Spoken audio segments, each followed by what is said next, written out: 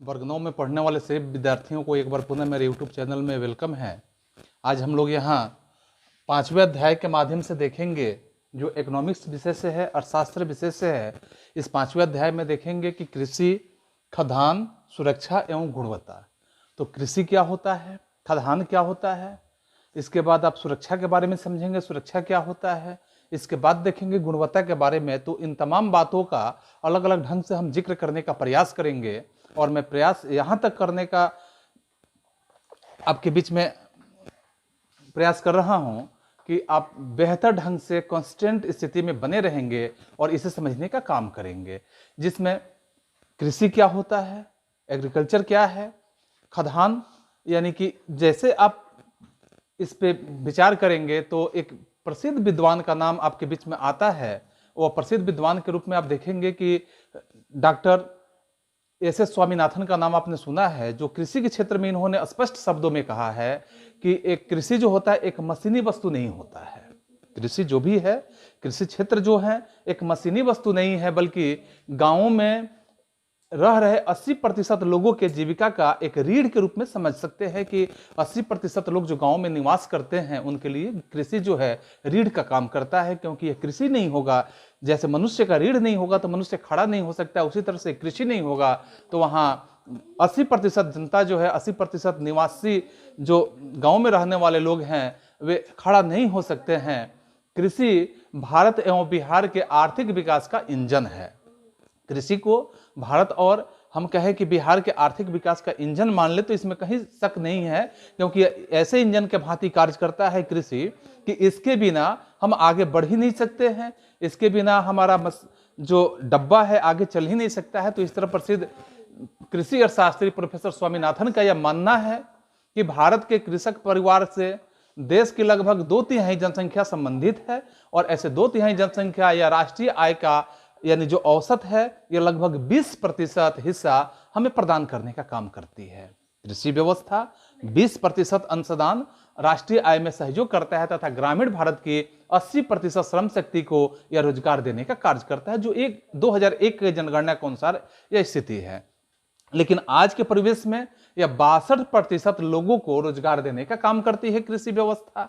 और हम ऐसे कहें तो ऐसे शब्दों में समझ सकते हैं कि भारतीय कृषि श्रमिकों के लिए रोजगार का निर्यात एवं निर्यात के साथ विदेशी मुद्रा का महत्वपूर्ण साधन के रूप में कार्य करता है तथा यह औद्योगिक विकास को बढ़ावा देने में भी महत्वपूर्ण भूमिका निभाता है। पूंजी निर्माण में वृद्धि के लिए भी या वृद्धि लाने तथा लोगों के जीवन स्तर को सुधारने में भी अपना महत्वपूर्ण भूमिका निभाता है। तो इस तरह से कृषि व्यवस्था जो है, यहाँ कृषि व्यवस्था ग्रामीण परिवेश में एक रोजगार का महत्वपूर्ण साधन होता है और इस रोजगार के साधन के रूप में हम इसे स्पष्ट रूप में समझ सकते हैं कि इसके बिना ग्रामीण विकास की कल्पना भी हम नहीं कर सकते। इसके बाद यदि हम जिक्र करते हैं कि कृषि व्यवस्था जो है बिहार में किस परिवेश में है, बिहार में कृषि व्यवस्था का क्या स्थिति है, क्या दशा है, तो हम इसमें सीधे शब्दों में समझ सकते हैं कि आर्थिक दृष्टि से भारत के पिछड़े राज्यों में बिहार का नाम आता है।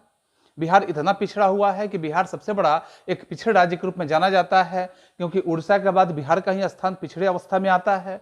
जहां कृषि की व्यवस्था अगर हम समझें तो एक तरह का यह कृषि प्रधान व्यवसाय के रूप में बिहार को समझ सकते हैं, क्योंकि बिहार की कुल आय का बड़ा भाग इसी क्षेत्र से अर्थात कृषि उत्पादकता से ही प्राप्त होता है। बिहार एक कृषि प्रधान राज्य के रूप में हम कहें तो इसमें कहीं अतिशयोक्ति की बात नहीं आती है।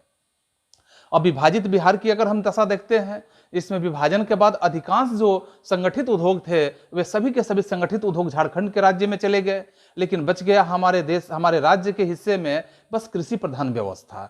औद्योगिक क्षेत्र तो झारखंड में चले गए, क्योंकि इस स्थिति में जो बचे हैं हमारे राज्य में, बिहार में जो भी उद्योग बचे हैं या तो बंद हैं, जो भी उद्योग बच गए हैं या तो बंद है, या ऐसे भी कहें तो उनकी स्थिति जो चल भी रहे हैं उनकी स्थिति बहुत ही दयनीय है।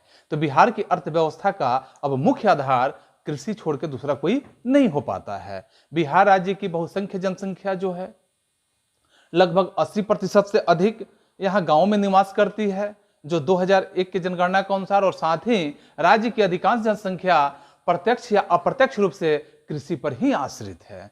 खासकर इन तमाम बातों का जिक्र जब हम करते हैं तो यह बात भली भांति पाते हैं कि कृषि बिहार के विकास में महत्वपूर्ण भूमिका निभाने का काम करती है। यह बात अनेक तथ्यों से भी हम लोग के बीच में जग जाहिर होता है कि कृषि व्यवस्था के दूसरे क्षेत्रों को खाद्यान्न एवं कच्चे माल की आपूर्ति यह करने का भी सुविधा प्रदान करता है। बचत की अगर स्थिति देखते हैं, बचतों एवं करों के रूप में यह साधन भी प्रदान करता है। ग्रामीण जनसंख्या अन्य क्षेत्रों के विकास के साथ साथ जो भी अन्य क्षेत्र हैं उसके विकास के गति को प्रदान करता है, क्योंकि उनके द्वारा दी गई वस्तुओं की मांग पर उद्योग, व्यापार आदि जो व्यवस्था होता है, विकास एवं विस्तार, ये सब बातें उस पर निर्भर करता है। राज्य से नगदी फसल के रूप में अगर हम देखें तो कृषि वस्तुओं में खासकर नगदी फसल में आम का नाम आप जानते हैं, लीची समझते हैं, गन्ने समझते हैं आदि का निर्यात करके बहुमूल्य विदेशी मुद्रा अर्जित करने का काम किया जा सकता है।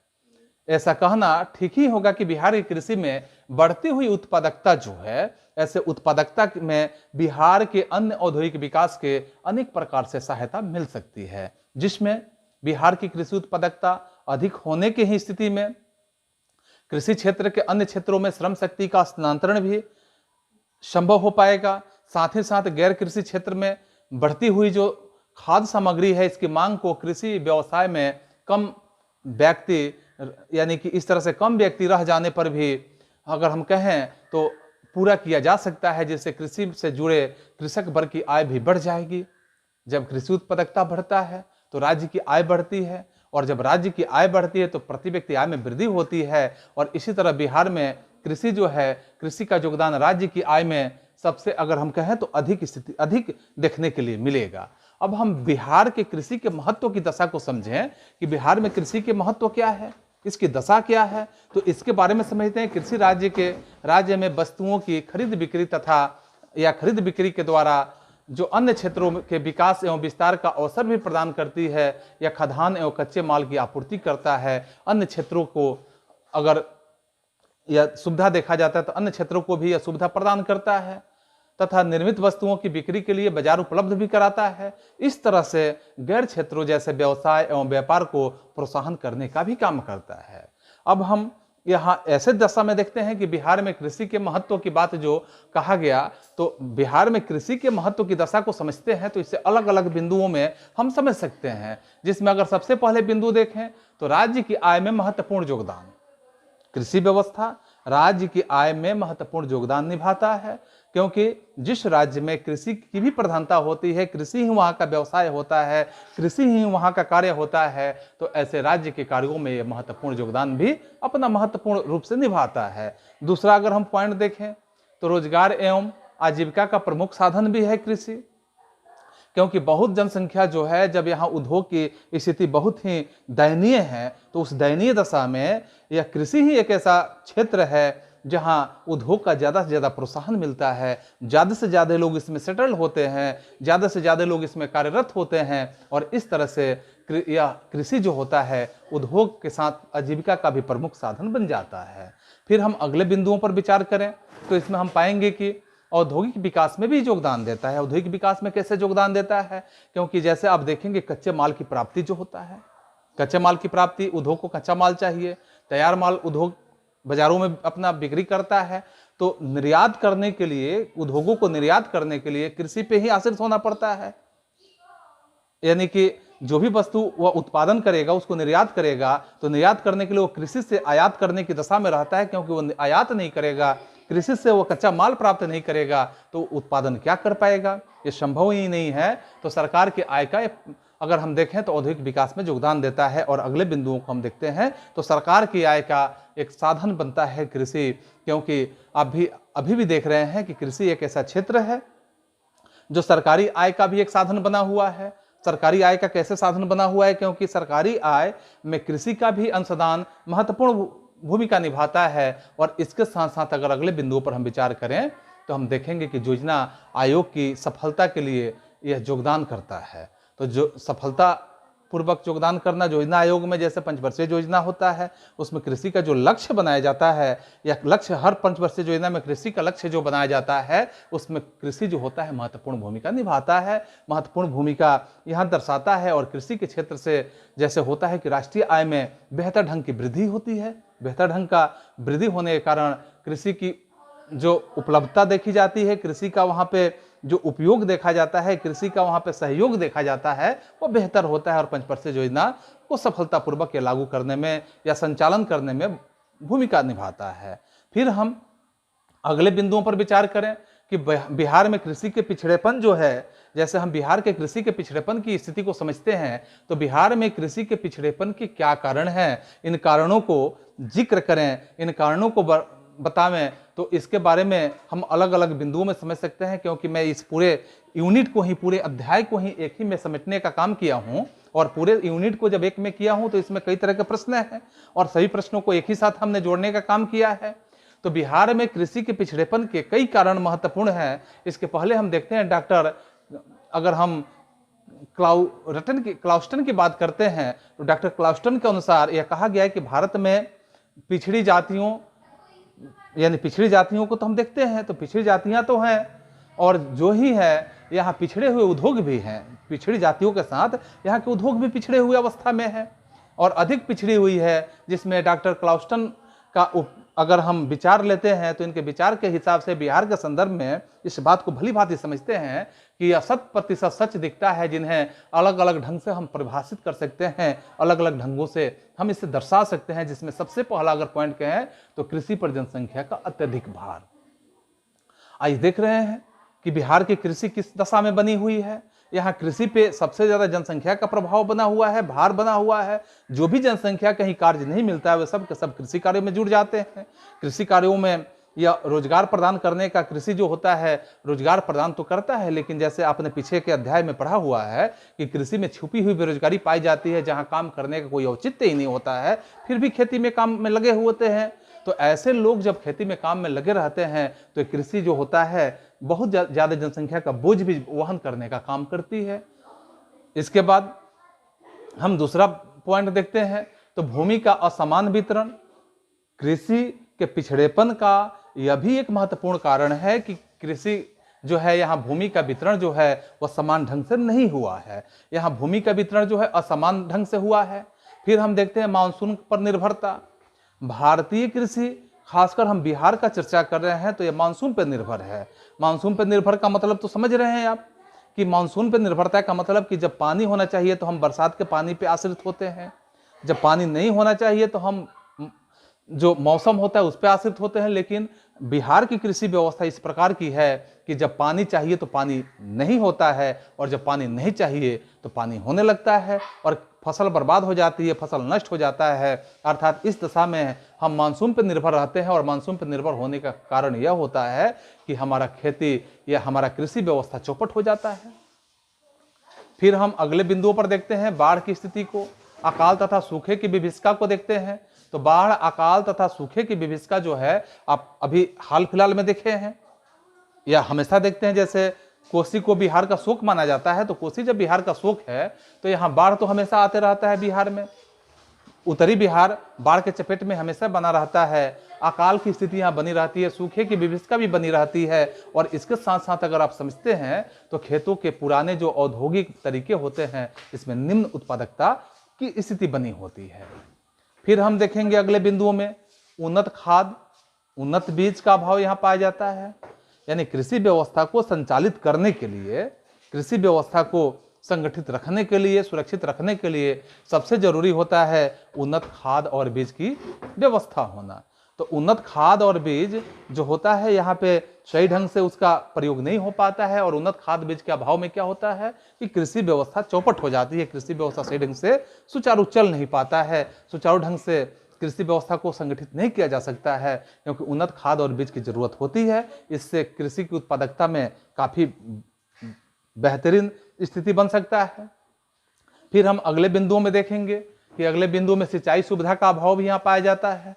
सिंचाई सुविधा का अभाव कैसे होता है कि यहाँ मानसून पे हमारा कृषि व्यवस्था सिंचाई के लिए आश्रित होता है, और जब मानसून पे आश्रित हम होते हैं तो उसमें होता यह है कि सही ढंग से जब भूमि को सिंचाई चाहिए, सिंचाई नहीं मिल पाता है, सही ढंग से नहीं मिलने की स्थिति में यहाँ की कृषि व्यवस्था पिछड़ जाती है। इसके साथ अगर हम देखेंगे अगले बिंदुओं में, तो पूंजी की कमी आप देख सकते हैं। पूंजी की कमी में क्या होता है कि यहाँ के किसान काफी गरीब होते हैं और गरीब होने के कारण जो उन्नत किस्म के खाद और बीज का इस्तेमाल करना चाहिए उसके लिए पूंजी की जरूरत होती है। उन्नत किस्म का वहाँ कृषि उत्पादकता की जरूरत होती है, उसके लिए पूंजी की जरूरत होता है। और पूंजी के अभाव में सही ढंग का जो महंगा और गहन कृषि होता है उससे किसान पिछड़ जाते हैं और इससे परिणाम यह किसानों के लिए निकलता है कि वह सही ढंग से विकसित नहीं हो पाते हैं। अगले बिंदुओं पर अगर हम जिक्र करें तो भूमि का उपविभाजन और अपखंडन की स्थिति होता है। तो भूमि यहाँ पे जनसंख्या का बोझ इतना तेजी से बढ़ रहा है कि यहाँ भूमि का उपविभाजन देखने के लिए मिलेगा, भूमि का अपखंडन देखने के लिए मिलेगा। छोटे छोटे टुकड़े में भूमि जब होने लगेगा तो न वहाँ पे सिंचाई व्यवस्था सही ढंग से सुचारू रूप से संचालित हो पाएगा, न वहाँ सिंचाई व्यवस्था के साथ अगर हम देखें तो न तो वहाँ सिंचाई व्यवस्था होगा, न इसके साथ साथ आप ऐसे भी व्यवस्था कर सकते हैं कि वहाँ हल का व्यवस्था नहीं होगा, वहाँ किसी भी तरह का व्यवस्था यानी कि बुआई की व्यवस्था नहीं होगा, सही ढंग से कुछ भी संचालित नहीं हो सकता है और इसका परिणाम यह होगा कि वहाँ के किसान पिछड़ जाएंगे। फिर अशिक्षा की दशा देखेंगे तो बिहार में अशिक्षा जो है, यहाँ अशिक्षा एक ऐसा प्रभाव है कि जब तक किसान शिक्षित हैं, वे किसान शिक्षित ही सबसे बेहतरीन कृषि व्यवस्था को संचालित कर पाते हैं। और अशिक्षित किसान सही मौसम को नहीं समझ पाते हैं, सही दशा को नहीं समझ पाते हैं, सही स्थिति को नहीं समझ पाते हैं और इसका परिणाम होता है कि यहाँ के किसान जो होते हैं पिछड़े हुए अवस्था में आ जाते हैं। तो आपने यहाँ पे स्पष्ट रूप से देखा कि कृषि के पिछड़ेपन के कई ऐसे महत्वपूर्ण स्थिति होते हैं, कई ऐसे महत्वपूर्ण कारण होते हैं। तो यहाँ अब यह बात हम समझेंगे कि बिहार में कृषि के पिछड़ेपन को दूर करने के कौन कौन से उपाय हो सकते हैं। बिहार की कृषि व्यवस्था को जो पिछड़ी हुई दशा है उसको पिछड़ने से कैसे हम बचा सकते हैं, तो इसको अलग अलग बिंदुओं से भी हम समझ सकते हैं। जैसे हम कहें कि बिहार में कृषि व्यवस्था को पिछड़ापन से दूर करने के प्रमुख उपाय को हम इस प्रकार से कर सकते हैं, जिसमें सबसे पहले देखेंगे जनसंख्या पर नियंत्रण। अगर हम बिहार की कृषि व्यवस्था के पिछड़ेपन को दूर करना चाहते हैं तो सबसे जरूरी है कि जनसंख्या पर नियंत्रण करें, क्योंकि यह एक बात आप पहले भी पढ़ चुके हैं, आप अलग अलग विषयों में देख चुके हैं। जैसे आपने पॉलिटिकल साइंस में देखा है कि हम दो हमारे दो का जो नारा है, इस नारे को हम बुलंद करने का प्रयास करें। हम ऐसे जैसे ही जनसंख्या का बोझ बढ़ाते चलेंगे, कृषि पे उतना ही भार बढ़ते चलेगा और कृषि पे जब भार बढ़ते चलेगा तो क्या होगा, दशा यही बनेगी कि कृषि पे जब बोझ बनेगा, कृषि के टुकड़े होंगे, अपखंडन होंगे, उपविभाजन होंगे, तो इस तरह से उसकी दशा इतनी खराब होने लगेगी कि आज जो दशा है कृषि का वह कल के डेट में और ज्यादा टुकड़ों में बढ़ जाएगा। न वहाँ पे हम बेहतर ढंग से सिंचाई कर पाएंगे, न निराई कर पाएंगे, न वहाँ जुताई कर पाएंगे, या सारे कार्यों को हम बेहतर ढंग से नहीं कर पाएंगे तो कृषि व्यवस्था और पिछड़ने की ही दशा में जाएगा। तो जनसंख्या पर नियंत्रण करके हम कृषि व्यवस्था को सुधार सकते हैं। अगर दूसरा हम बिंदु देखें तो सुनिश्चित सिंचाई व्यवस्था, कृषि व्यवस्था को सुचारू रूप से संचालित करना है तो सबसे जरूरी है कि सुनिश्चित ढंग का सिंचाई व्यवस्था होना चाहिए, क्योंकि फसलों को अगर उसके पैदावार को बेहतर करना है तो फसलों के लिए क्या चाहिए कि सिंचाई व्यवस्था उपलब्ध होना चाहिए।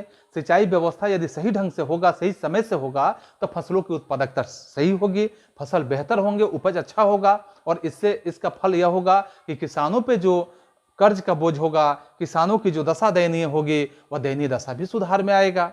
तो सिंचाई का सुनिश्चित व्यवस्था होना जरूरी है। हम इससे कृषि की जो पिछड़ापन है उस पिछड़ापन को हम दूर कर सकते हैं। फिर हम अगले बिंदुओं को देखें तो बाढ़ नियंत्रण एवं बेहतर जल प्रबंधन। आज की दशा में आप देख रहे हैं कि किसानों के लिए सबसे खतरनाक स्थिति बाढ़ की समस्या बनी हुई है और बाढ़ की समस्या के कारण किसानों का जो फसल है बिल्कुल नष्ट हो चुका है। जगह जगह पे जहां जहां बाढ़ आता है वहां किसानों का लगाया हुआ पूंजी बिल्कुल समाप्त हो जाता है, बाढ़ से नष्ट हो जाता है। तो पहले हम बाढ़ का प्रबंधन करने का प्रयास करें, इसके बाद हम उसको नियंत्रण करने के साथ साथ बेहतर जल का प्रबंधन करें कि जब भी पानी किसानों को जरूरत है उतना ही पानी किसानों को मिले, उससे ज्यादा पानी न मिले या उससे कम भी न मिले। तो ऐसा प्रबंधन होगा तो बिहार की कृषि व्यवस्था के पिछड़ापन को हम दूर कर सकते हैं। अगले बिंदुओं को देखते हैं, उन्नत बेहतर कृषि तकनीक का उपयोग। तो अगर हम कृषि व्यवस्था को सुचारू रूप से संचालित करना चाहते हैं तो उन्नत किस्म का यहाँ किसानों को बीज मिलना चाहिए, उन्नत किस्म का खाद मिलना चाहिए, बेहतर कृषि तकनीक का प्रयोग होना चाहिए।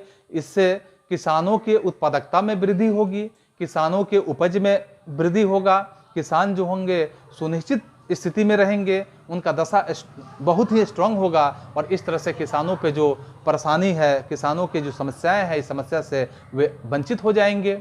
अगले बिंदुओं को अगर हम देखते हैं तो इसमें देखेंगे कृषि के में संस्थागत वित्त का अधिक प्रवाह। तो कृषि में संस्थागत वित्त का अधिक प्रवाह जो है यह भी हमारे लिए बिहार के स्थिति के लिए बहुत ही जरूरी है, क्योंकि कृषि में संस्थागत वित्त का अधिक प्रवाह जब होगा, सरकार इसके लिए किसानों को अलग तरह का, जैसे केसीसी होता है, आज के दशा में देखते हैं कि उचित ढंग से किसानों को केसीसी चाहिए, किसान क्रेडिट कार्ड के रूप में, तो वह सही ढंग से किसानों को नहीं मिल पाता है, जिसको जरूरत है उससे नहीं मिल पाता है। इससे किसान क्या होते हैं कि और पिछड़ते चले जाते हैं। तो इसके पिछड़ेपन को दूर करने के लिए यह निश्चित रूप से केसीसी जैसे किसानों के लिए लोन का प्रबंध होना चाहिए, किसानों को ऐसा लोन मिलना चाहिए ताकि वो खेती कार्यों को सही ढंग से संचालित कर सके। अब हम देखते हैं कि फसल के प्रकार में, जैसे खदान में हमने देखा है कृषि के क्षेत्र में, तो फसल के प्रकार अगर हम देखते हैं तो फसल के कितने प्रकार होते हैं। तो फसल के प्रकारों में अगर हम जिक्र करते हैं तो फसल के प्रकार को हम दो प्रकार से बांट सकते हैं। फसल के दो प्रकार होते हैं, जिसमें एक को हम कहेंगे खाद्यान्न फसल, एक को हम क्या कहेंगे खाद्यान्न फसल, और दूसरे को कहेंगे नगदी फसल। तो नगदी फसल और खाद्यान्न फसल में क्या अंतर है, आप देख रहे हैं यहाँ कि खाद्यान्न फसल है और नगदी फसल है। खाद्यान्न फसल में क्या आते हैं, जैसे धान हो गया, गेहूं हो गया, मक्का हो गया, जौ हो गया, महुआ हो गया, ज्वार हो गया, बजरा हो गया, चना हो गया, अरहर हो गया, ये सब खाद्यान्न फसल में आते हैं। फिर आप नगदी फसल में देखेंगे, नगदी फसल में कौन कौन से फसल आ सकते हैं, जैसे ईख आप देखते हैं, गन्ना, जूट हो गया, तिलहन हो गया, दलहन हो गया, मिर्च हो गया, आलू हो गया या प्याज हो गया, सब क्या हुआ, नगदी फसल हुआ। इस नगदी फसल में क्या होता है कि किसान अपने खेतों में उत्पादकता बढ़ाता है, उत्पादन करता है, उसे नगद मूल्यों पर बेच देता है, ये नगदी फसल हुआ। खाद्यान्न फसल की किसान उस फसलों को उत्पादित करता है और खाने के लिए प्रयोग करता है, उसे हम खाद्यान्न फसल कहेंगे। तो आप खाद्य फसल के प्रकारों को अगर अलग अलग ढंग से देखेंगे तो खाद्य फसल के कई प्रकार होते हैं। इस प्रकार को अगर हम देखें तो सबसे पहला प्रकार में जो आपके पाठ्य पुस्तक से बात लिया गया है कि एक प्रकार होता है जिसे हम भदई फसल कहते हैं, और भदई जो शरतकालीन फसल के रूप में भी इसको हम कह सकते हैं कि भदई फसल मई जून में बोया जाने वाला एक ऐसा फसल होता है जो लगातार अगर कहा जाए कि अगस्त सितंबर तक, अर्थात हिंदी मास के शब्दों में अगर हम कहें तो ये तैयार हो जाता है। यानी कि इसमें ज्वार होता है, मक्का होता है, जूट होता है, धान की कुछ फसल होते हैं, है ना। इस तरह से ऐसे किस्मों के फसल यहाँ पे प्रमुख होते हैं। मानसून पूर्व की वर्षा पर स्थिति जो होता है, वर्षा पर या इसके साथ साथ अगर हम समझते हैं कि आधारित भदई फसलों का उत्पादन पठारी प्रदेश की अपेक्षा यह स्थिति आता है कि बिहार के मैदानी भागों में अधिक देखने के लिए मिलेगा। फिर आप दूसरे फसल के रूप में देखेंगे कि खरीफ फसल कहेंगे या अगहनी फसल कहेंगे। एक खरीफ फसल होता है या अगहनी फसल कहेंगे, खरीफ या अगहनी जो शीतकालीन फसल होता है, शीतकाल के मौसम में यह तैयार होता है। कि खरीफ या अगहनी फसल में शीतकालीन धान प्रधान फसल के रूप में कह सकते हैं। इसकी बुआई जून में होती है और हिंदी मास अगहन यानी दिसंबर में यह तैयार हो जाता है। बिहार की कृषि में अगहनी फसल को सर्वोच्च स्थान दिया गया है। फिर आप देखेंगे रबी फसल, जो बसंतकालीन फसल होता है, रबी फसल। तो इस रबी फसल में देखेंगे बसंतकालीन में कि रबी के अंतर्गत गेहूं आता है, जौ आता है, चना आता है, खेसारी आता है, मटर आता है, मसूर आता है, या फिर अरहर होता है, सरसों होता है, और विभिन्न प्रकार के जो दलहन और तिलहन से फसल होते हैं या सम्मिलित इसमें किए जाते हैं। अक्टूबर नवंबर के महीने में इस फसलों की बुआई की जाती है और इसके साथ जो मार्च और बसंत यानी बसंत ऋतु जो मार्च होता है तैयार हो जाता है और राज्य की कुल कृषि भूमि में 1/3 भाग पर रबी की खेती की जाती है। इसके बाद हम यहाँ चौथे फसल में देखेंगे ग्रीष्मकालीन फसल, जिसे हम गर्मा फसल के नाम से भी जानते हैं। ग्रीष्मकालीन फसल को गर्मा फसल कहते हैं। राज्य में जहाँ भी सिंचाई की व्यवस्था उपलब्ध है अथवा नमी भूमि वाले क्षेत्र हैं, वहाँ गर्मा फसल की खेती होती है। गर्मा फसल में हरी सब्जियाँ जो होती है विशेष रूप से स्थान रखता है। ये इस ऋतु में जो विशेष किस्म के धान और मक्का की खेती की जाती है बिहार के नालंदा जिले में तथा वैशाली में, आप देखेंगे वैशाली और सारण में गंगा तट पर सब्जियों की खेती जो की जाती है यह गर्मा फसल में आता है। तो इस तरह से आपने देखा यहाँ फसलों के प्रकार में, या फसलों के प्रकार जो 4 प्रकार के दिखाए गए, ऐसे फसलों के प्रकार जो खदान फसल और नकदी फसल हुए, और इस तरह से फसलों के जो भदई, खरीफ, रबी और गर्मा जो 4 प्रकार दिखाए गए, ये चारों ही महत्वपूर्ण फसल है जो अलग अलग मौसम में ये बोए जाने वाले और काटे जाने। इसके बाद की स्थितियों को अगर हम समझते हैं तो खदान के स्रोत जो होते हैं, खदान के स्रोत क्या होते हैं, जिसमें अगर हम देखें तो खदान के प्रकार के बाद अगर हम इसके स्रोत अथवा इसकी उपलब्धता पर प्रकाश डालते हैं तो हम यह देखेंगे कि खदान के स्रोत में हम जरूरतों के अनुसार खाद्य पदार्थों की पूर्ति के पर बल देने का काम करते हैं, जिसमें खदान के स्रोत के मुख्य रूप से गहन खेती ही मानी जाती है। जिस राष्ट्र में, अगर हम यह समझते हैं कि जिस राष्ट्र और राज्य की कृषि नीति जितनी भी अधिक अच्छी होगी उतनी ही कृषि उपज भी यहाँ बढ़ेगा। बाढ़ की स्थिति देखेंगे, सुखाड़ का देखेंगे, अकाल का देखेंगे, भूकंप का देखेंगे, महामारी जैसे स्थितियों को देखेंगे, ऐसे प्राकृतिक विकृतियां आती है तो उस खदान में उस समय खदान का स्रोत भी ढीला पड़ जाता है। और इस प्रकार से अगर हम समझेंगे कि इसलिए खेती को मजबूत होना नितांत आवश्यक होता है, क्योंकि भोजन मनुष्य की एक आधारभूत आवश्यकता होता है और बिना भोजन का मनुष्य जीवित नहीं रह सकता है, इसके लिए खदान की पूर्ति की आवश्यकता होती है।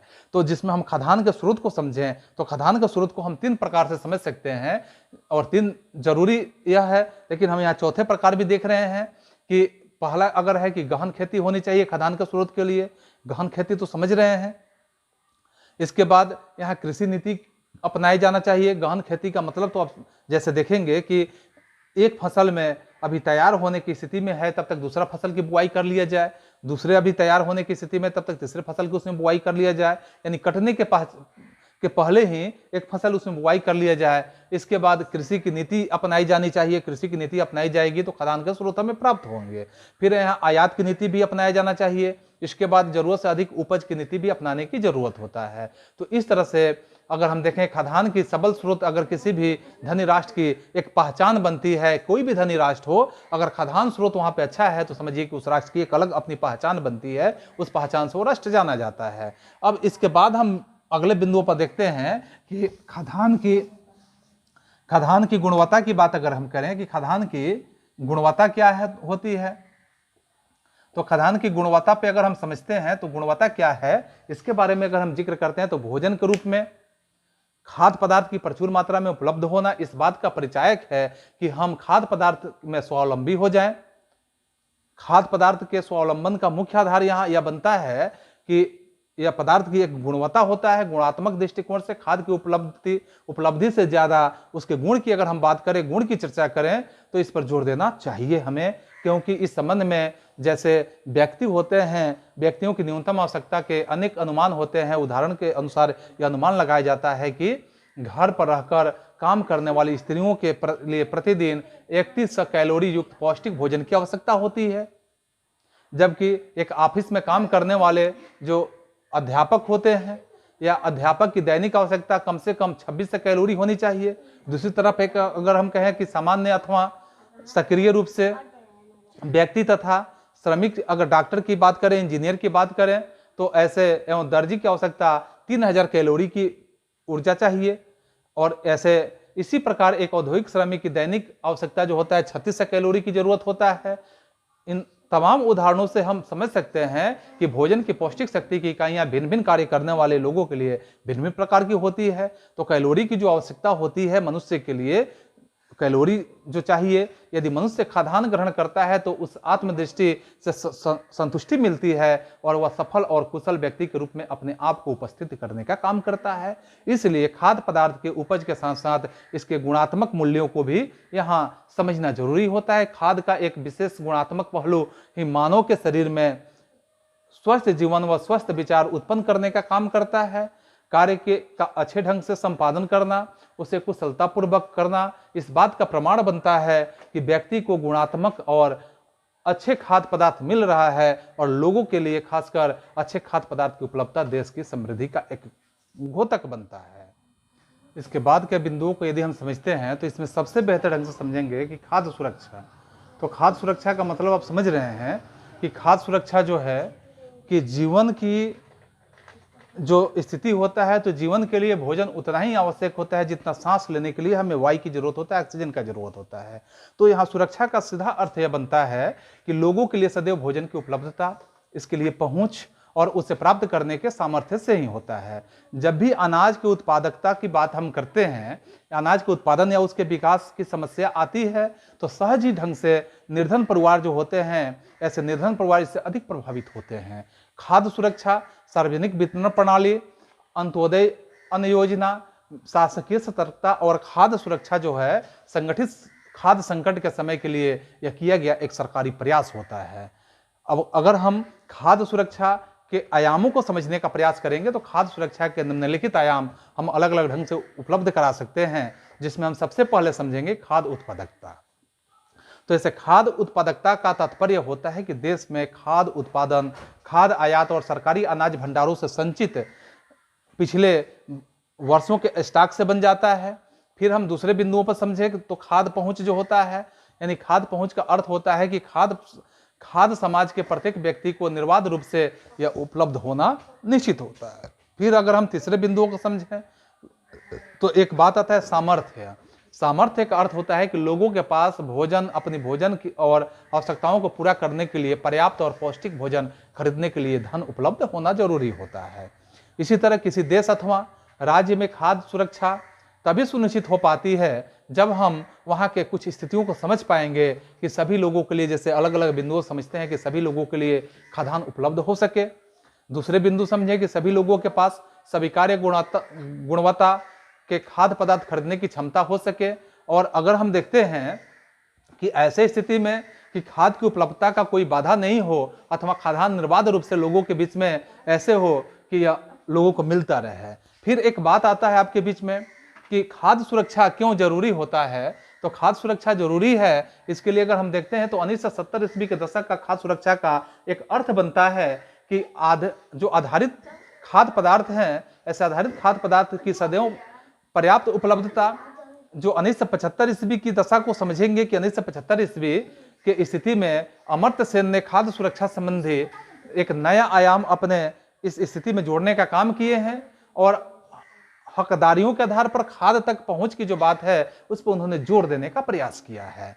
खासकर हकदारियों का भी प्राय राज्य या सामाजिक रूप से उपलब्ध कराई गई अन्य पूर्तियों के साथ साथ उन वस्तुओं से भी है जिसकी उत्पादन की बात करें और विनिमय बाजार में किसी व्यक्ति के माध्यम से किसी भी व्यक्ति द्वारा किया जा सकता है। इसके बाद अगर हम समझें इस बात को तो खाद्य सुरक्षा के अर्थ में खासकर काफी परिवर्तन देखने के लिए मिला है। खाद्य सुरक्षा जो है यह खाद्य शिखर सम्मेलन 1995 ईस्वी में किया गया था। यह डेट बहुत ही महत्वपूर्ण है कि खाद्य शिखर सम्मेलन कब किया गया था, 1995 में हुआ था। यह एक घोषणा की गई कि व्यक्तिक, पारिवारिक, क्षेत्रीय और राष्ट्रीय तथा विश्व स्तर पर खाद्य सुरक्षा का अस्तित्व निश्चित रूप से हो, तभी तक यह संभव है। जैसे सक्रिय और स्वस्थ जीवन व्यतीत करने के लिए आहार संबंधी जो जरूरतें होता है, जरूरतों और खाद्य पदार्थों को पूरा करने के लिए जो पर्याप्त सुरक्षित एवं पौष्टिक खाद्य तथा सभी लोगों की पौष्टिक एवं आर्थिक पहुंच सदैव हो। इसके अतिरिक्त अगर हम कहें कि घोषणा में यह स्वीकार कर लिया गया कि खाद्य तक पहुंच बढ़ाने के जो स्थिति है उसमें निर्धनता का उन्मूलन किया जाना भी आवश्यक है। अब बात आती है यहाँ राष्ट्रीय खाद्य सुरक्षा मिशन की। तो राष्ट्रीय खाद्य सुरक्षा मिशन की बात अगर हम समझते हैं तो इसमें देखेंगे कि इसका उद्देश्य जो है वर्ष 2011-12 तक 20 मिलियन टन चावल का उत्पादन करने का लक्ष्य रखा गया था। 8 मिलियन टन गेहूं और 2 मिलियन टन दालों का अतिरिक्त जो यहाँ उत्पादन करना था ताकि खाद्यान्न की पूर्ति उसकी मांग को पूरा कर सके और देश में सुरक्षा यानी खाद्य सुरक्षा है, खाद्य सुरक्षा को सुनिश्चित किया जा सके। इसके बाद देश में जो 16 राज्य थे, इस 16 राज्य में के 305 जिलों में लगभग 250 लाख किसानों को लाभान्वित होने की आशा इसमें की गई थी। कुछ क्षेत्रों जिसमें किसान हैं मिशन के प्रचलनात्मक दिशा निर्देशों के अनुसार वित्तीय सहायता पाने का पात्र हो सकते हैं, ऐसे शामिल किया गया था। इसके बाद उसमें बेहतर गुणवत्ता वाले बीज का उपलब्ध कराना, फार्म मशीनरी का उपयोग कराना, खेत पर जल प्रबंधन कराना, कीटनाशक और कुशलता प्रयोग हेतु समेकित कीट प्रबंधन का व्यवस्था कराना, मृदा स्वास्थ्य के लिए, मृदा स्वास्थ्य बढ़ाने के लिए समेकित पोषक तत्व प्रबंधन कराना, इन तमाम बातों का इसमें जिक्र किया गया था। फिर यहाँ किसानों के को लाभ पहुंचाने वाले अन्य जो क्रियाकलाप हैं, ऐसे अन्य क्रियाकलापों में निम्न चीजें सम्मिलित की गई थी, जिसमें बड़े पैमाने पर क्षेत्रीय प्रदर्शनों के जरिए उन्नत पैकेज पद्धति का प्रदर्शन कराना। इसके बाद विस्तार समर्थन प्राप्त करने के लिए कृषक फील्ड स्कूल FFS का आयोजन करना भी इसमें शामिल किया गया था। खाद्य सुरक्षा के लिए एक सुझाव की बात आती है कि खाद्य सुरक्षा के लिए कौन सा सुझाव की जरूरत है। इसमें हम देखेंगे कि कृषि उत्पादन में वृद्धि होना चाहिए। खाद्य सुरक्षा के सुझाव में कृषि उत्पादन की वृद्धि होना चाहिए। इसके बाद हम समझेंगे यहाँ कि कृषि उत्पादन में कैसे वृद्धि होगा। तो इस वृद्धि के माध्यम से हम देख सकते हैं कि जैसे ही कृषि उत्पादन में वृद्धि होगा तो खाद्य सुरक्षा निश्चित आगे बढ़ेगा। दूसरा अगर हम बिंदु समझते हैं तो इस बिंदु में देखेंगे कि खाद्यान्न वितरण की व्यवस्था सुव्यवस्था होनी चाहिए। खाद्यान्न वितरण का सुव्यवस्था कैसे होना चाहिए कि खाद्यान्न वितरण जब सुव्यवस्थित होगा तो यहाँ खाद्य सुरक्षा का एक प्रमुख सुझाव हम समझ सकते हैं। इसके बाद हम तीसरे बिंदु पर देखेंगे कि सामुदायिक विकास द्वारा सहयोग तथा संगठन। जब सामुदायिक विकास होगा, इस सामुदायिक विकास के माध्यम से काफ़ी हमें सहयोग मिलेगा और इस सहयोग के साथ साथ एक संगठनात्मक कार्य किया जाएगा और संगठन के माध्यम से जो खाद्य सुरक्षा है यह हम कर सकते हैं। फिर यहाँ खाद्यान्न प्रशासन में सुधार की जरूरत होता है। इसके बाद हम पांचवें बिंदुओं पर देखेंगे जनसंख्या का नियोजन होना चाहिए। जनसंख्या के नियोजन के साथ साथ हम खाद्यान्न की सुरक्षा कर सकते हैं। और पांचवें बिंदुओं पर अगर हम विचार करते हैं, इसके बाद छठे बिंदुओं पर देखेंगे तो यहाँ उपभोग की वर्तमान आदतों में परिवर्तन होना जरूरी होता है, क्योंकि उपभोग जो होता है, उपभोग कोई भी करते हैं तो इसमें वर्तमान जो आदतें होती है, वर्तमान आदतों में काफ़ी परिवर्तन होने की आवश्यकता होती है। फिर हम अगले यहाँ बिंदुओं पर जिक्र करते हैं तो अगले बिंदुओं में देखेंगे कि अकाल के दौरान खाद्यान्न में आत्मनिर्भरता कैसे होना चाहिए। तो किसी भी प्राकृतिक आपदा के समय में, जैसे बाढ़ होता है, सूखा होता है या फिर अकाल होता है, भूकंप होता है, महामारी जैसा जो भी स्थिति आता है, इस समय का इसके कारण खाद्यान्न की कुल उपज में एक गिरावट की स्थिति आती है। और ऐसे गिरावट की स्थिति में हम ऐसे बातों को समझ सकते हैं, इससे प्रभावित क्षेत्र में खाद की कमी भी हो जाती है। खाद की कमी के कारण कीमतें बढ़ जाती हैं और जब कीमतें बढ़ जाती है तो खाद की कमी के कारण कीमतें बढ़ जाती है। तो ऐसी परिस्थिति में लोग जो होते हैं ऊंची कीमतों पर खाद्य पदार्थ के साथ साथ या नहीं जो खाद्य पदार्थ होता है उसको खरीद नहीं पाते हैं। और ऊंची कीमतें जब खाद्य पदार्थ को नहीं खरीद सकते हैं तो क्योंकि यहाँ आय जो होता है, आय उच्च कीमत पर खाद्य पदार्थ पाना उनके क्षेत्र से बाहर चला जाता है और ऐसे स्थिति में भुखमरी की स्थिति उत्पन्न होने लगती है। अकाल की स्थिति में व्यापक मुनाफाखोरी की स्थिति आ जाती है। तो आज के दशा में देश में बढ़ती हुई जनसंख्या है, इस ऐसे समस्याओं को यह जन्म दे रहा है, जिससे कई राज्यों में भीषण अकाल का काम आपको देखने के लिए मिलेगा कि अकाल बढ़ते जा रहा है। इस कारण यहाँ पर एक तरफ अगर हम देखें तो लोग भूखे मर रहे हैं, वहीं गरीबी पर अंकुश भी नहीं लगा पा रहे हैं। तो फिर अकाल के दौरान जो सबसे यहाँ खाद्यान्न के रूप में हम समझें कि भोजन के रूप में या मिल सके, और इसके लिए कृषि क्षेत्र को हम नज़रअंदाज कर ही नहीं सकते हैं। कृषि व्यवस्था सही होना चाहिए, सुचारू होना चाहिए। इससे अधिक जो असहमति देने की जरूरत होता है। हम जानते हैं कि कृषि क्षेत्र है एक ऐसा क्षेत्र है जो राज्य के लगभग 64% और ग्रामीण क्षेत्र के लगभग 80% लोग जो हैं या उन वैसे लोगों के लिए रोजगार देने का गारंटी देता है। इसी कारण इन आपदाओं से निपटने के लिए अगर हम कहें कि ऐसे निराकरण के लिए किसान को जरूरतों के मद्देनजर राष्ट्रीय किसान आयोग बना और जिससे एक प्रकार का एकीकृत रणनीति रखते हुए जो खाद्यान्न है, खाद्यान्न स्वास्थ्य सिंचाई पर लगातार ध्यान रखने और प्रभावशाली ढंग से यहाँ प्रयोग पर जोर देने के साथ ही किसानों के कर्ज और बीमा सुधार में जो सुधार है, ऐसे खेती की नई तकनीक के बाजार की सुविधा जैसे अहम पहलुओं पर सरकार को ध्यान देने का प्रस्ताव रखा गया। इसी दशा में सरकारी प्रयास भी अलग अलग ढंग से देखने के लिए आपको मिलेगा। जैसे ही हमें जानकारी प्राप्त होता है कि अकाल के दौरान बड़े पैमाने पर जो मौतें होती है, जो दूषित जल या सड़े हुए भोजन को खाने से होती है, ऐसे स्थितियों में महामारी, भूखमरी यही कारण बनता है। और भारत में जो आज हम देखेंगे सबसे भयानक अकाल पड़ा, जैसे भारत का सबसे भयानक अकाल जो था 1943 ईस्वी में बंगाल में पड़ा था, जिसे बंगाल का भयानक अकाल हम कह सकते हैं, अर्थात ग्रेट फैमिन ऑफ बंगाल के नाम से हम जानते हैं, जिसकी विभीषिका भी चर्चा के रूप में अगर हम देखें नोबेल पुरस्कार विजेता और जो विख्यात अर्थशास्त्री अमर्त्य सेन ने भी इसकी विभीषिका का चर्चा किया है। और उस समय भारत में बंगाल प्रांत के करीब 30 लाख लोग भूखे ही मर चुके थे, क्योंकि इतना बृहत अकाल था कि 30 लाख लोगों को भोजन उपलब्ध नहीं हो पाया, और जिसके कारण 30 लाख की जनसंख्या भूख से त्रस्त होकर अपने जीवन को त्याग। इसके बाद यदि हम अगले बिंदुओं पर विचार करते हैं तो हम निश्चित रूप से पाएंगे कि खाद्य सुरक्षा में सरकारी और गैर सरकारी किस तरह के प्रयास किए जा रहे हैं, यानी कि खाद्य सुरक्षा के लिए सरकार कौन सा प्रयास कर रही है और क्या प्रयास यहाँ गैर सरकारी संगठन कर रहा है। और इस तरह से देश की जो आज़ादी हुआ, इसके लगभग 61 साल बाद भी 40 लाख परिवार ऐसे हैं जिनके पास कम से कम एक सदस्य को साल में कम से कम एक दिन भूखे रहने की स्थिति में आना पड़ता है।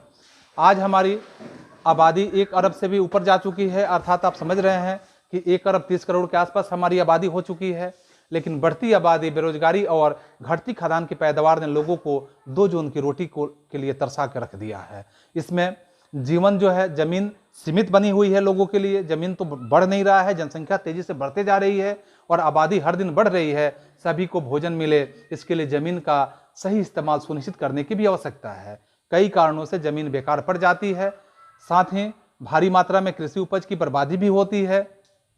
ऐसे में सरकारी और गैर सरकारी संगठनों के माध्यम से एक तरह के कहा जाए कि ये भूमिका कारगर भी साबित होती है, जो समय समय पर किसानों के साथ नागरिकों को उचित सलाह दे सकने का यह काम कर सकते हैं। सरकार के माध्यम से जो सकारात्मक प्रयास किए गए हैं, इस सकारात्मक कदमों के कारण 40 के दशक में भारत में हरित क्रांति के आने के बाद मौसम के विपरीत स्थिति जो है, ऐसे स्थितियों में अकाल की स्थिति नहीं आई। जैसे देश भर में अगर हम चर्चा करें, देश भर की बातों में अगर हम देखें तो देश भर में उपजाई जाने वाली विभिन्न फसलों के कारण पिछले 30 वर्षों के दौरान खाद्यान्न के मामले में आत्मनिर्भर बन गया है। और इसमें भारत सरकार द्वारा सावधानी पूर्वक तैयार की गई खाद्य सुरक्षा है, इसकी व्यवस्था के कारण देश के अन्य जो विपरीत स्थिति है, वैसे विपरीत स्थिति जैसे मौसम की खराबी आप देखेंगे आदि के कारण भी कोई कमी नहीं आई है। और खाद्यान्न उपलब्धता सामान्य रूप से सुनिश्चित भी कर दी गई है, जिसमें अनाज की उपलब्धता के 2 मुख्य घटक आपको देखने के लिए मिलेगा। और इस 2 मुख्य घटक में जैसे बफर स्टॉक आप देख सकते हैं, और दूसरा देख सकते हैं सार्वजनिक वितरण प्रणाली। तो बफर स्टॉक क्या होता है, सार्वजनिक वितरण प्रणाली क्या होता है, इन दोनों बातों को अगर अलग अलग ढंग से हम समझने का प्रयास करें तो हम देखेंगे बफर स्टॉक क्या है। तो भारतीय खाद्य निगम, जिसे AFCI के नाम से हम जानते हैं, इंडियन फूड कॉरपोरेशन, जिसका फुल फॉर्म होता है इंडियन फूड कॉरपोरेशन, के माध्यम से सरकार द्वारा अभिप्राप्त जो अनाज है, गेहूं है और चावल को सरकारी भंडार में सुरक्षित रखे जाने का काम किया जाता है। भारतीय खाद्य निगम जो अधिशेष है, उत्पादन वाले राज्यों में किसानों से गेहूं और चावल खरीदता है और किसानों को उनकी फसल के लिए पहले से घोषित जो कीमत होते हैं उस कीमत को दी जाती है। इस मूल्य को न्यूनतम समर्थित कीमत भी कहा जाता है। और इन फसलों के उत्पादन को प्रोत्साहन देने के लिए यहाँ जैसे ऐसे उद्देश्यों के लिए बुआई के मौसम से पहले सरकार न्यूनतम समर्थित कीमत होता है, उस कीमत की घोषणा भी कर देती है। खरीदे हुए अनाज हमारी जो सरकारी खाद होते हैं, वैसे खाद्य भंडारों जैसे भारतीय खाद्य निगम में रखने का काम किया जाता है। फिर दूसरी बात आता है सार्वजनिक वितरण प्रणाली, पब्लिक डिस्ट्रीब्यूशन सिस्टम, जिसको हम कहते हैं, यानी PDS का नाम से हम जानते हैं, पब्लिक डिस्ट्रीब्यूशन सिस्टम। PDS होता है सार्वजनिक वितरण प्रणाली, यानी कि भारतीय खाद्य निगम द्वारा अभिप्राप्त अनाज को सरकार नियमित राशन दुकानों के माध्यम से समाज के जो गरीब वर्ग होते हैं उसको वितरित करने का काम करती है। इसे सार्वजनिक वितरण प्रणाली के नाम से, यानी कि PDS के नाम से भी हम जानते हैं। जहां वे खाद्यान्न वितरित होती है उसे हम राशन की दुकान भी कहते हैं, क्योंकि राशन की दुकानों में यह राशन वितरण किया जाता है। जब अधिकांश क्षेत्र, गांवों, कस्बों और शहरों में राशनों की दुकानें हैं, देश भर में अभी लगभग 4.6 लाख राशन की दुकानें हैं। और राशन की दुकानों में जिन्हें उचित दर वाले दुकान के रूप में हम कह सकते हैं कि इसमें दर, यानी इसमें कीमत जो होता है बढ़ाया घटाया नहीं जाता है, सरकार जो कीमत तय करती है उसी कीमत पर उसको बेचना होता है। जैसे आज के परिवेश में आप देखेंगे कि अलग अलग कीमत में, यानी इतने कम कीमत में राशन कैसे मिलता है। तो राशन की दुकानों में खासकर जिन्हें उचित दर वाली दुकान कहते हैं, जिसमें चीनी की कीमत देखेंगे, खाद्यान्न और खाना पकाने के लिए मिट्टी के तेल होते हैं, इसका भंडारण किया जाता है। और ये सब के सब कि बाजार कीमत से कम कीमत पर लोगों को वितरित किया जाता है। और राज्य कार्ड, यानी कि राशन कार्ड वाले जो भी व्यक्ति होते हैं, ऐसे ही परिवार को प्रति माह इनकी एक अनुबंधित मात्रा होती है। जैसे 35 किलोग्राम अनाज, 5 लीटर मिट्टी का तेल और 5 किलोग्राम चीनी आदि निकटवर्ती राशन की दुकानों से आप खरीद सकते हैं। ऐसे स्थितियों में राशन कार्ड के जो प्रकार होते हैं कि कैसे व्यक्ति को कितने कीमत पे दिया जा सकता है, तो अलग अलग राशन कार्ड वाले व्यक्ति होते हैं, अलग अलग राशन कार्ड प्रकार वाले व्यक्ति होते हैं, जिसमें एक नंबर में अगर हम जिक्र करें तो निर्धन से भी निर्धन लोगों को अंत्योदय कार्ड दिया जाता है। तो आप देखेंगे कि अंत्योदय कार्ड किसी गरीब व्यक्ति को दिया जाता है, तो निर्धन से भी निर्धन, गरीब से भी गरीब, यानी बीपीएल से भी बीपीएल यानी कि बिलो पॉवर्टी लाइन जो होता है, जिसे हम गरीबी रेखा से नीचे कह सकते हैं, बिलो पॉवर्टी लाइन जिसको हम बीपीएल कहते हैं, और एपीएल जो होता है एबव पॉवर्टी लाइन जिसको हम एपीएल कहते हैं, यानी कि गरीबी रेखा से ऊपर एपीएल वाले होते हैं, गरीबी रेखा से नीचे बीपीएल वाले होते हैं। तो बीपीएल से भी नीचे जो होते हैं उनको अंत्योदय कार्ड के रूप में दिया जाता है। और दूसरा है निर्धनता रेखा से नीचे लोगों के लिए गरीबी रेखा वाले कार्ड जो होते हैं, जैसे बीपीएल कार्ड हम कहें कि बीपीएल कार्ड जिसको दिया जाता है बीपीएल कार्ड हुआ। और तीसरा जैसे अन्य लोगों के लिए गरीब रेखा से ऊपर वाले कार्ड को एपीएल कार्ड के रूप में प्रदान। इसके बाद हम समझते हैं कि भारत में राशन व्यवस्था की जो शुरुआत होता है, इस राशन व्यवस्था की शुरुआत में, जैसे भारत में राशन व्यवस्था की शुरुआत बंगाल के अकाल के पृष्ठभूमि को देखकर तैयार किया गया था। ये एक इतिहास की बातें हैं कि जैसे ही बंगाल में 1900 ईस्वी के जैसे 50 के दशक में आप समझ सकते हैं कि अकाल पड़ा था। तो इस अकाल की पृष्ठभूमि को देखकर यहाँ राशन की वितरण का प्रावधान किया गया था। हरित क्रांति से पूर्व भारी संकट यानी खाद्य संकट के कारण 60 के दशक में जैसे आप देखेंगे कि 60 के दशक के दौरान यानी राशन प्रणाली के लिए खासकर पुनर्जीवित करने का काम किया गया। गरीबी से ऊंचे स्तर को ध्यान में रखते हुए 70 के दशक के मध्य में NSSO की रिपोर्ट के अनुसार खाद्य संबंधी प्रणाली को जो पहले से ही थी, इसे और अधिक मजबूत करने का काम किया गया। और खासकर काम के बदले अनाज कार्यक्रम को 1977-78 ईस्वी में लागू किया गया कि कोई व्यक्ति गरीब व्यक्ति है, काम करेगा, उसके बदले में काम के बदले में सरकार के द्वारा अनाज उसको दिया जाएगा। और वर्तमान में अनेक गरीबी उन्मूलन कार्यक्रम के रूप में PAP के रूप में चल रहा है। और पॉवर्टी यानी कि गरीबों के लिए, पुअर्स के लिए कई तरह के प्रोग्राम सरकार द्वारा चलाए जा रहे हैं, जो अधिकतर ग्रामीण क्षेत्रों में ही है। अधिकतर PAP जो है यह खाद्य सुरक्षा प्रदान करने का काम करते हैं और रोजगार कार्यक्रम गरीबों की आय में बढ़ोतरी और खाद्य सुरक्षा में एक बड़ा योगदान करते हैं। फिर हम अगले बिंदुओं को समझते हैं कि राष्ट्रीय काम के बदले अनाज जो कार्यक्रम लागू किया गया था, जैसे राष्ट्रीय काम के बदले अनाज कार्यक्रम था।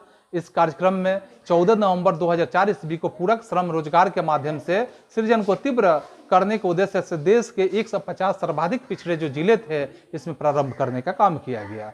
यह कार्यक्रम उन समस्त ग्रामीण गरीब के लिए है जिन्हें रोजगार की आवश्यकता है और जो भी कुशल शारीरिक श्रम के इच्छुक हैं। इसे 100% केंद्र द्वारा आयोजित कार्यक्रम के अनुसार यह लागू किया गया और राज्यों को निःशुल्क अनाज मुहैया भी कराया जाता रहा है। जिला स्तर पर देखें, कलेक्टर शीर्ष अधिकारी हैं और उन पर कार्यक्रम की योजना बनाने, कार्यान्वयन करने और इसके साथ समन्वय और पर्यवेक्षण की जिम्मेदारी भी है। वर्ष 2004-05 में इस कार्यक्रम के लिए 20 लाख टन अनाज का अतिरिक्त जैसे 2020 करोड़ रुपये नियत किए गए थे।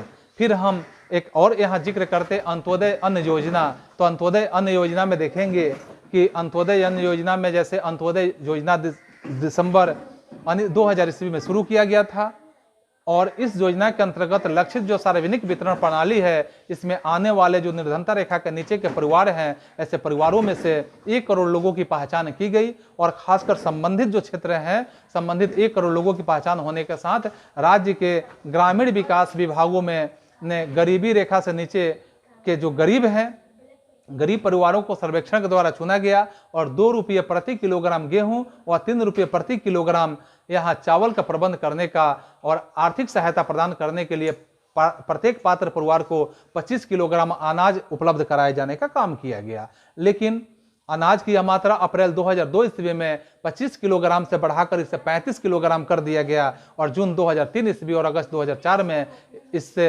50-50 अतिरिक्त जो BPL परिवार को बार बार जोड़े जाने का काम किया गया और इस योजना में आने वाले परिवारों की संख्या आज 2 करोड़ के लगभग पहुंच चुका है, जो 2001 के जनगणना के अनुसार आप इस स्थिति को समझ रहे हैं तो 2 करोड़ से भी ऊपर चला गया है। फिर अगले बिंदुओं पर विचार करते हैं गैर सरकारी संगठन की भूमिका। गैर सरकारी संगठन के माध्यम से कौन से प्रयास किए जा रहे हैं, तो इसमें हम देखेंगे भारत में विशेषकर देश के दक्षिणी और पश्चिमी भाग में गैर सरकारी संगठन और सहकारी समितियों और खाद्य सुरक्षा की एक महत्वपूर्ण भूमिका निभाने का काम हो रहा है। सरकारी समितियां निर्धन लोगों को खाद्यान्न की बिक्री के लिए कम कीमत वाली दुकान जो है ऐसे खोलने का काम की जा रही है। दिल्ली में मदर डेयरी का नाम आप जानते होंगे कि मदर डेयरी उपभोक्ताओं को दिल्ली सरकार द्वारा निर्धारित नियंत्रित मूल्य के हिसाब से ऐसे दरों में दूध और सब्जियों की उपलब्धता में तेजी से प्रगति कर रही है। गुजरात में दूध तथा दूध उत्पादक में अमूल दूध का नाम जैसे आपने सुना होगा। बिहार में दूध तथा दूध उत्पादक में पटना डेयरी का नाम सुना होगा, जो पटना डेयरी में सुधा नामक दूध आता है जो हम लोग के यहाँ तक बिकता है।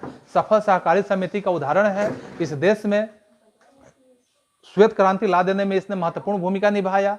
विभिन्न क्षेत्रों में अनाज बैंकों की स्थापना के लिए गैर सरकारी संगठन के लिए खाद्य सुरक्षा विषय के में प्रशिक्षित और क्षमता निर्माण कार्यक्रम संचालित करती है। एकेडमी ऑफ डेवलपमेंट साइंस जो एडीएस के नाम से हम जानेंगे, अनाज बैंक कार्यक्रम को एक सफल और नए प्रकार के खाद्य सुरक्षा कार्यक्रम के लिए स्वीकृति दी गई। तो इस तरह से आपने देखा कि सरकारी और गैर सरकारी संगठन के माध्यम से कौन कौन से प्रयास किए गए। तो आज का हम लोगों का यह अध्याय 5 यहीं पे समाप्त होता है। पुनः हम मिलते हैं अगले सीरीज के साथ अगले अध्याय में। तब तक आप सभी को एक बार